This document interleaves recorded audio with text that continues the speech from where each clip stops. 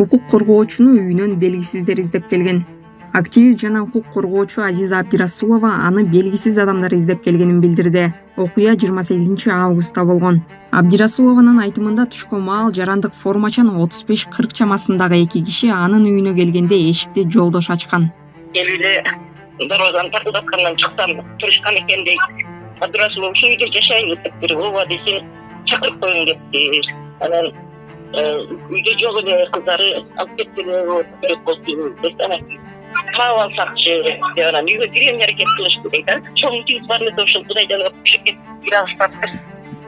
Анан байкем мени чалып берейин анда эжеңер менен сүйүрүп деп колдон телефонун жулуп алып. Белгисиздер күч колдонуп үйгө бастырып киргенге аракет кылышкан. Келген жарандар кимдер экенин жана эмне себептен келгенин айтышкан эмес. Үйдүн жанынан кетпей 15-20 мүнөттөй турушкан. Бул окуядан кийин укук коргоочу Азиза Абдирасулова башкы прокурор Курманкул Зулушев